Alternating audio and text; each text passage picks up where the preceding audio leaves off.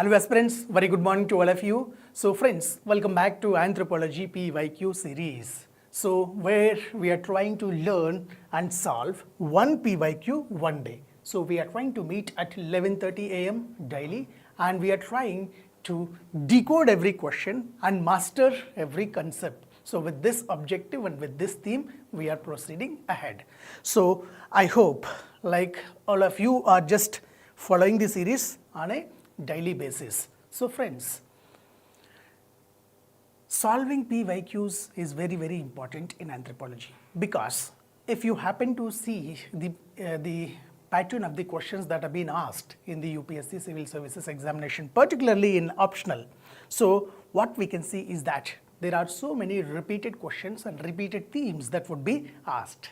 So friends, here what we are going to do is that our major motto is to learn and major motto is to pick up all such kind of themes and to master all that kind of themes. So friends, without wasting any more time, so let us try to begin the day and let's begin the discussion. So now the question of the day for us is write notes on the following in about 150 words. So the question is evolutionary significance of menopause. So that's the question for us. So here the question is asking about the evolutionary significance of menopause. So the question has been picked from the unit 11 of your paper 1. So in anthropology paper 1, we have 11th unit. So where we can see so many aspects related to the reproductive biology of the women. So let's try to, the question has been picked and it has been asked from that particular section. So now let us see how you can approach for this particular question. So what could be the best approach? So the question is evolutionary significance of menopause. So the approach what you can keep is that in the introduction basically you can define what is menopause and then briefly you can mention menopause from the evolutionary perspective, from anthropological perspective, that you can do, right? Then what we can do, so then in the body portion of the answer, what you can do, in the body portion of the answer, you can systematically highlight the evolutionary significance of menopause. So that's one thing. So if we talk from menopause evolutionary significance point of view, what we have to write again. So you can explain some of the major evolutionary hypotheses that explain the concept of menopause. So that should be your major body portion of the answer, right? Now, apart from this, what you can do, briefly you can mention the symptoms of menopause and you can just highlight them in a box so that it would be a kind of value addition material. Though the demand of the question is not that, but still you can simply mention and highlight in a box at the corner so that the examiner will get to know that you are aware of such things. So that's one another important aspect. So I hope you are following it clearly. Now, what you can mention in the conclusion? In the conclusion, you can summarize the question by saying that menopause evolved as an adaptive strategy, so which is promoting the kin survival, social cooperation and inclusive fitness, ensuring the long-term evolutionary sequence. So that's how you can say in the conclusion. So this is where this is how you have to keep your approach. So we have understood the approach. Now let us try to master the concept behind the menopause. So friends, if we see and if we talk from the perspective of the reproductive biology of women, so the reproductive biology of women is very unique and it's very typical. So there are two events which are very central in the lives of women. So one is menarchy and the other one is menopause. So menarchy and menopause are very much central to the life of each and every woman and each and every female. So this is very, very important for us to understand, not only from the academic perspective, but also from our regular understanding perspective. Now, let's try to understand what is menopause and what is other aspects about the menopause. So first, what is menopause? So menopause is nothing but it's a permanent cessation of the menstruation and the reproductive capability in the females. So this is one thing. If we happen to see in the life of women, So usually at a certain age, so roughly you say between 45 to 55 years on an average, so there would be a permanent cessation of the menstruation and menstrual flow will be stopped. So this is what we call as the menopause. So pause with respect to the menstruation. So along with this, what happens? The reproductive capability in the females also would be vanished. So that is one thing. So this is what we call as menopause in the anthropology as well as in the biology. So now, if you see from the perspective of evolutionary angle, so from evolutionary angle, menopause is viewed not as a biological failure, but it is seen as an adaptive mechanism that would enhance the survival and reproductive success of the kin. So in the evolution of the human beings, so human beings, like here, women has been adapted to sacrifice her reproductive success and she passes it on to the kin. So that's what the thing. Then if you see from the average age of the menopause, so what's the average age of the menopause? So worldwide, if you see, the average age of menopause is nothing but 50 to 51 years. That's the average age of menopause worldwide. So then in India, the average age of menopause in women is 46 to 47 years on around. So that is one thing. So this is one important fact that you have to keep in mind. So there are regional variations of menopause across different regions or different countries. So you should understand that also, right? So if you happen to observe the trend of menopause in various countries, let's say for example, menopause, the average age of the menopause in the developed countries will be more, and in the developing countries will be little less, and in the underdeveloped countries it will be too less. So that would be one thing that you have to remember. So there are so many factors actually that determine the menopause, that determine the age of menopause. So we are not entering into those factors which affect, but what causes menopause is that one thing that you have to remember. So by the age slowly they reach to 40 or 50 years, so there would be a gradual decline in the hormonal levels. So hormones like estrogen, progesterone, so all of them, they will systematically start declining. So due to decline in the levels of estrogen and progesterone, so their menstruation activity also will be cessed. So that's what the major factor that is there. So for this decline in the estrogen and progesterone, there are so many other factors that aggravates and that prolongs. So this is where the factors will affect the menstruation, right? So that's what the basic aspect about the menstruation and the menopause, right? So this is one thing you have to remember. Now, let us try to move further and let us try to understand one important aspect. See, as I have said you, the reproductive biology of men and women are very much different. Do you know with how many eggs a woman born or women will take a birth? So that means there are some calculations that you have to remember here.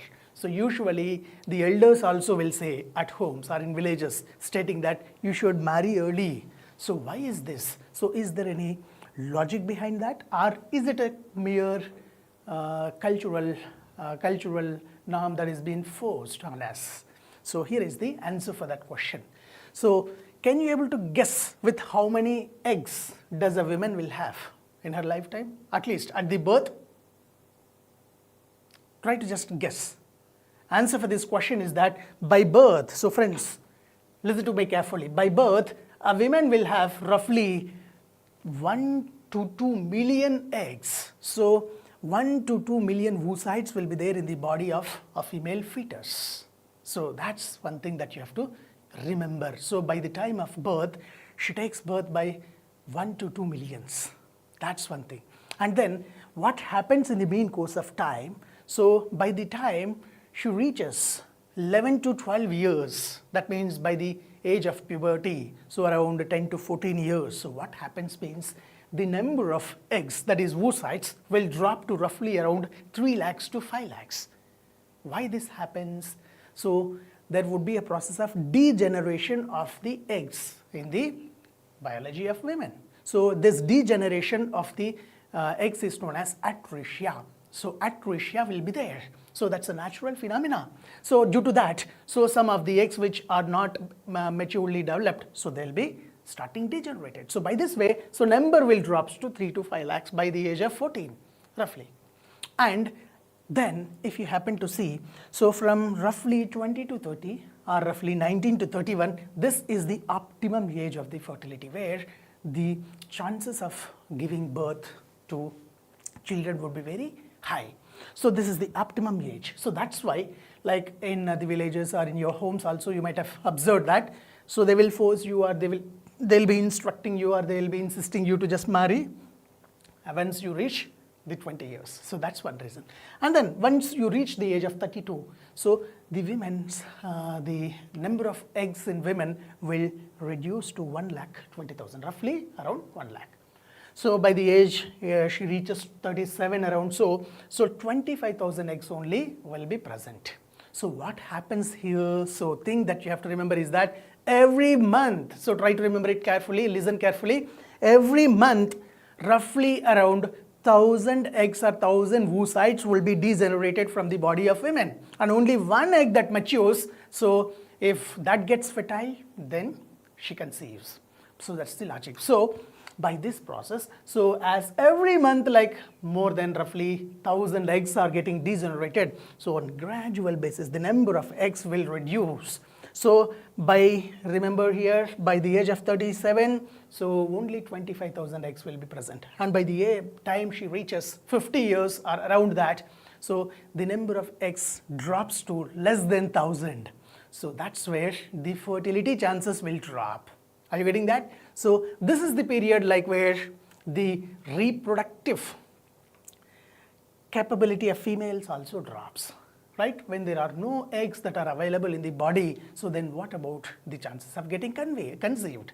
It's not possible. So that's what you have to remember, right? So very good morning to all again. So aspirant, good morning. So right, now let's proceed further and let's try to master this. So this is the logic, friends. So why the elders insist us to get married at the optimal age. So remember the optimal age, that if you want to get conceived early, so it would be 20 to 30 years. So once you reach the age of 30, 35, so then slowly your fertility chances also will go down. So that's where you have to be cautious. So number of eggs will drop. So look here, from 2 million eggs to 25,000 eggs by the age of 35, 37. So this is where survival, so this is where fertility chances will reduce. So remember it carefully and try to educate your loved ones and your friends also. So that's what about the number of eggs. So this is what happens by the age of 45 to 50 in the life of a woman. So then we were with the topic of menopause. So the permanent cessation of the menstruation. So if a woman is passing through this stage, so what would be the common symptoms that a particular woman will experience or she passes through? So if you happen to see all the women who are in the age of, let's say for example 40 to 45 to 50 years, so these common symptoms will be there in their mind. So one thing is that they will experience hot flushes. That's one thing. Hot flushes means like a kind of they feel hotish like things. Then the frequency of the periods will be dropped. Then there will be low libido. Libido means the sexual desire. So it drops. So then night sweats would be there, and then mood swings will be there, and low energy levels will be there. They feel energyless. That's one thing. And there would be something called brain fog. So brain will not be so active as it would be. And insomnia, they will feel the sleepless nights. So that is one thing, right? So then weight gain will be there. So these are some symptoms. Along with this, you can also see a lot of symptoms here.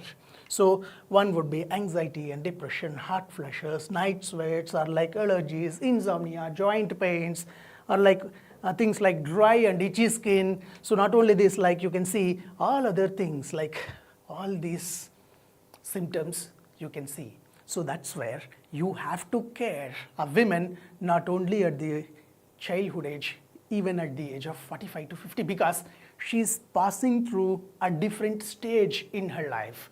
So try to just identify in your homes, be it could be the mothers, or be it could be your aunts, or be it could be the people who are at the age of 45 to 55. So try to just support them because they're experiencing the phase of menopause. So this you have to keep in mind. So friends, that's one thing. So empathy is that thing that you need to have, right? So this is what, like, they are nothing but the symptoms of the menopause.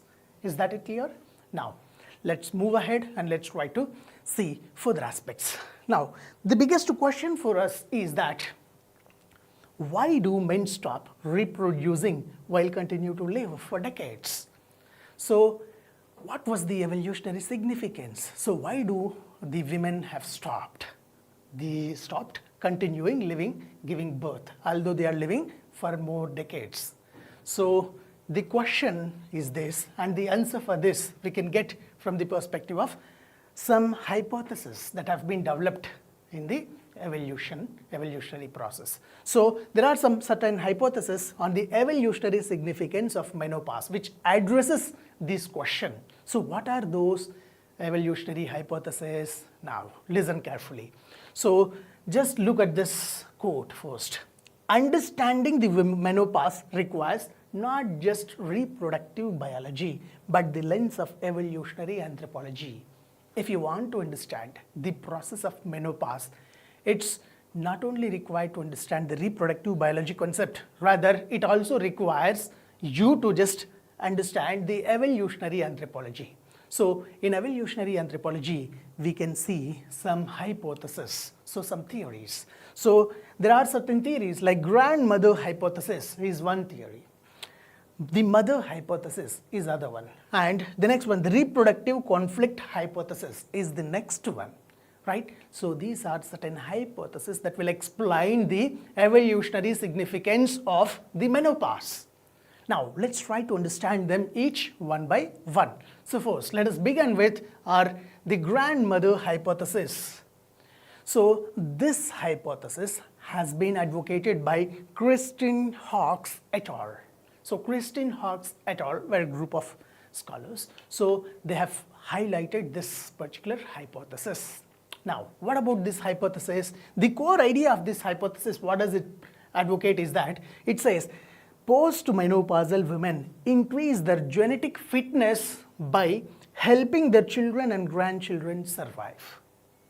So core idea of grandmother hypothesis is that once they reach the age of 50, 40, 55, around so they will help their children and grandchildren to survive more, and they will enter into the phase of caring them and just taking care of them. So that's where the grandmother hypothesis starts. So what's the mechanism here? So grandmothers assist in child care and food provision. So you can correlate this with your home also. So the grandmothers of the child will usually engaged generally in the child care activity or provision of the food. That's one thing. So what does this do? This support enhances the survival rate of the grandchildren, and by improving offspring survival, their inclusive fitness also increases. So this is where, so once they reach the age of menopause, so then they will start shifting the role and they will take up the role of taking care of the grandchildren. So that's where they play a crucial role. So very important aspect. Then, if you happen to understand with an illustration, so we can observe this kind of thing everywhere, but an ethnographic example we can have. So here you can see, among the Hazda hunter-gatherers of Tanzania, in Africa we have Tanzania, in Tanzania we have a hunter-gatherer community tribe known as Hazda tribes. Among Hazda tribes, the older women gather food and she shares the resources, directly benefiting their grandchildren's nutrition and survival. You can see here, so she is a Hazda woman, so she has brought some something, and she's trying to feed the grandchildren. So this is where, so Hasda women do that. So in the similar fashion you can see everywhere also, but we have to just mention one ethnographic answer. So that's where. Then in Indian context, if you see, so just like Hasda women in Tanzania, so Indian grandmothers also contribute significantly to their family well-being and reflecting the same adaptive principle of grandmother hypothesis. Once a woman reaches by 45 to 55 years, so she takes up the role of grandmother and she transforms herself to a grandmother. Rather than in the activity of reproducing, she takes care of the children of their children. So that's where the grandmother hypothesis. To realize this, so they will enter into that phase. So that's one thing. Then the next hypothesis is the mother hypothesis. What is the mother hypothesis? Mother hypothesis, it says that the menopause evolved to protect the older mothers from the dangers of late pregnancies and childbirths. So as and when the age progresses, what happens? There would be some issues. Like let's say for example, there could be some dangers in the late pregnancies and there could be some dangers in the childbirth process. So in order to not get into such kind of intricacies, so what happens, the older mothers will protect themselves by possessing such kind of reproductive capability. That's the core idea of the mother hypothesis, right? So here, what does the mechanism includes? So first thing is that they reduce the risk of maternal death that allows women to survive longer. So you might have heard that at the older age, if they are getting conceived or they are getting pregnant, so obviously the chances of survival of the mother also will be less sometimes. So in order not to get into such risks, so the menopause have been started. So that's the concept. And other important aspect, that is that they can invest the time and energy in raising the existing children to the maturity.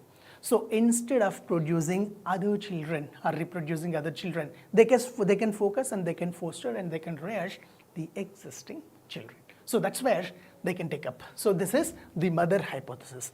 So what is the benefit here? It enhances offspring survival and overall reproductive success of the women. So that's one thing.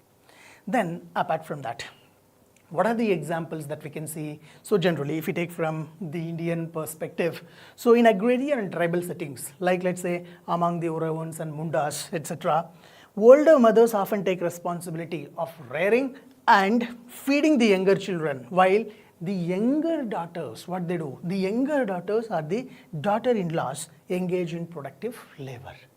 So this is where like the mother hypothesis says. So that's how the menopause has been started in the evolution of humans. So that's one thing. Then further, if you see, there is a reproductive conflict hypothesis.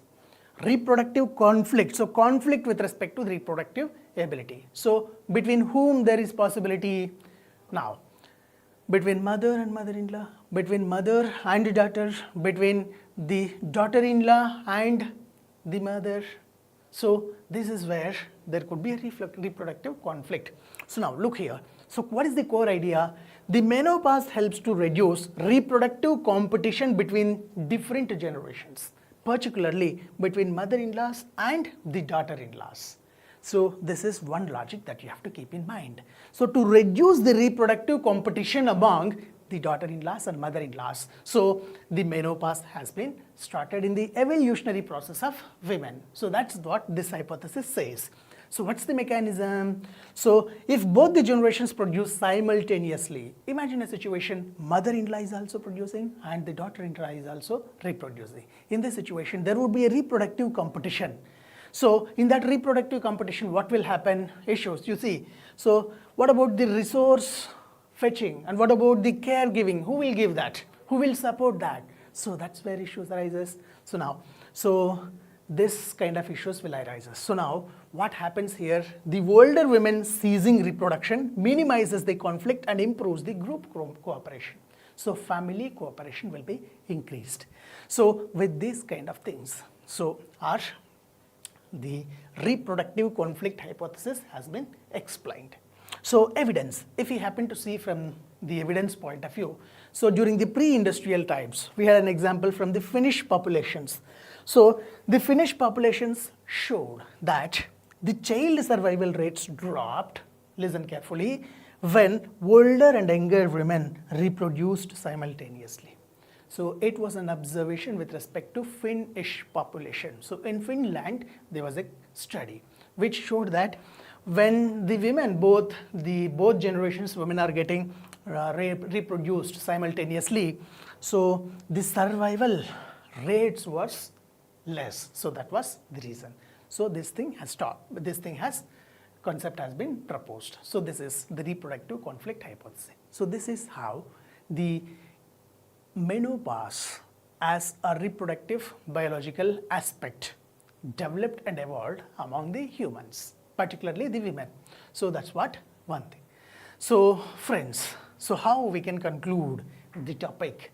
So the topic can be concluded by stating that menopause is not a biological defect, but it's an evolutionary adaptation. For what? For promoting the kin survival and social stability in the society and in the family. That's one thing. And second thing, it exemplifies how natural selection can favor the traits that enhance the inclusive fitness over the direct reproduction. So direct reproduction or the inclusive fitness. So here inclusive fitness has been preferred over the direct reproduction.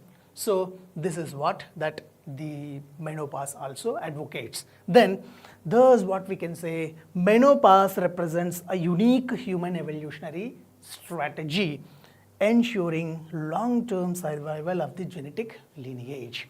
So this is where we can conclude the answer. So that's how we can understand. Right? So now here I have a question for you. Friends, what do you think? Do you think that the menopause is unique to humans, or the process of menopause is also present in other animals as well? So what do you think? Do you think it is existing only in women or humans, or in non-human primates also it do exist? What do you say? So if I want to answer this question, so what's the answer is?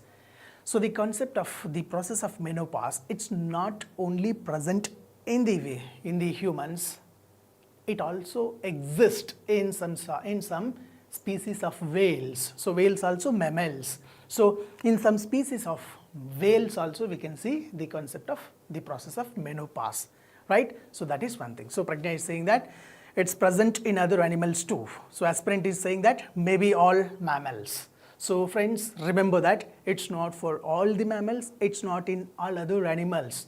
So it's that you can see in only human beings, and you can see this only in some of the whales. So that's what. So rest, apart from this, nowhere you can see the concept of menopause. I hope that's clear to you all. So now start writing answer for the question and try to just address it in 150 words. So that's all I wanted to share with you. So any doubts from today's discussion? Now can you able to say how many eggs does a woman possess at the time of birth, and how many eggs does a woman possess by the time of 50 years? Can you answer that? By birth, how many eggs?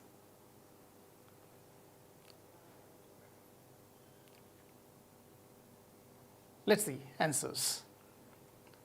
So remember, by the time of birth, a woman will take a birth with 1 million to 2 million eggs. So this is what. So that's how. So every month, remember that every month around 1,000 eggs will be degenerated and only one egg will be matured. So that egg, if it is getting fertilized, then women will get fertilized. Women will get conceived. So that's it. So Lovehouse saying that it may exist other animals also. So I've clarified this. It exists. Menopause exists only in human beings. It's unique to human beings, along with only some other mammals like whales. That's it. So very good. So aspirant is saying that 1 million eggs. So 1 million eggs is the answer. 1 to 2 million eggs. So Pragna is also saying that birth 2 million and menopause less than 1000 eggs. Very good. So I hope you have understood the concept. So that's all for today I wanted to share with you. So friends, we'll meet again tomorrow. And if you want to just download the model answer, you can just join our Telegram channel, the Anthropology Guide, either through this link or by scanning this QR code. So friends, thank you all for joining this session. So let's meet tomorrow at the same time, 11:30 a.m. and let's discuss another important question, right? So here Achyut Reddy and is saying that chimpanzees as well. So try to just verify once, okay? So thank you all for joining this session. We'll meet tomorrow at 11:30 a.m.